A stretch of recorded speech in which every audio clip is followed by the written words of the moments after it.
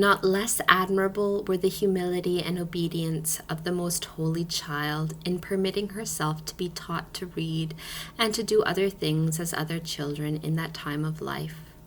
She was instructed in reading and other arts by her parents, and she submitted though she had infused knowledge of all things created. The angels were filled with admiration at the unparalleled wisdom of this child, who willingly listened to the teaching of all.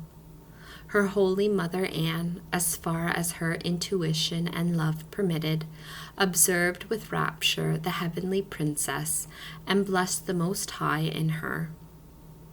But with her love, as the time for presenting her in the temple approached, grew also the dread of the approaching end of the 3 years set by the Almighty, and the consciousness that the terms of her vow must punctually be fulfilled. Therefore, the child Mary began to prepare and dispose her mother, manifesting to her 6 months before her ardent desire of living in the temple. She recounted the benefits which they had received at the hands of the Lord, how much they were obliged to seek his greater pleasure, and how, when she should be dedicated to God in the temple, she would be more her daughter than in their own house. The holy Anne heard the discreet arguments of her child Mary, but though she was resigned to the divine will and wished to fulfill her promise of offering up her beloved daughter, yet the natural force of her love towards such an unequaled and beloved treasure, joined with the full understanding of its inestimable value, caused a mortal strife in her most faithful heart at the mere thought of her departure, which was closely at hand. There is no doubt that she would have lost her life in this fierce and vivid sorrow if the hand of the Almighty had not comforted her, for the grace and dignity of her heavenly daughter was fully known to her and had entirely ravished her heart, making the presence of Mary more dear to her than life. Full of this grief, she said to the child, "My beloved daughter, for many years I have longed for thee, and only for a few years do I merit to have thy company. But thus let the will of God be fulfilled. I do not wish to be unfaithful to my promise of sending thee to the temple, but there is yet time left for fulfilling it. Have patience until the day arrives for the accomplishment of thy wishes." A few days before Most Holy Mary reached the age of 3 years, she was favored with an abstract vision of the divinity, in which it was made known to her that the time of her departure for the temple ordained by God had arrived, and that there she was to live dedicated and consecrated to his service.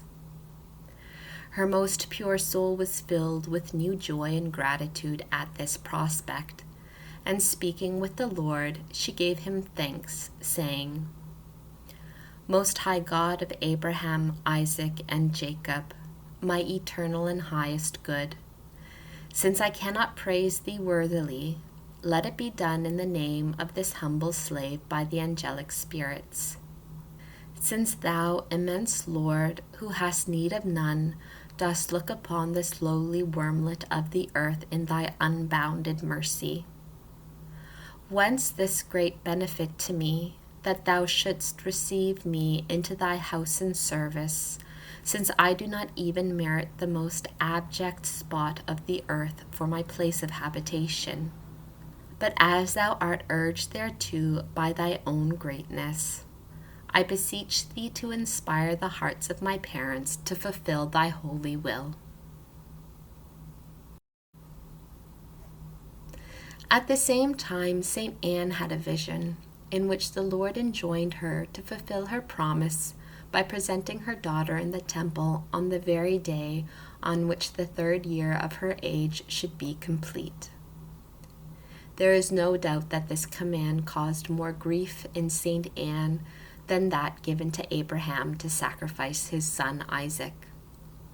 But the Lord consoled and comforted her, promising his grace and assistance in her loneliness during the absence of her beloved daughter. the holy matron showed herself prepared and ready to execute the command of the Almighty, and she answered, full of submission, by the following prayer. Lord God, Master of all my being, I have pledged to thy service and to the temple my daughter, whom thou, in thy ineffable mercy, hast given me. She is thine, and I return her to thee with thanks for the time in which I have enjoyed her, for having been chosen to conceive her and assist in her formation. But remember, God and Lord, that in the keeping of thy inestimable treasure I was rich. I enjoyed her company in this desert valley of tears.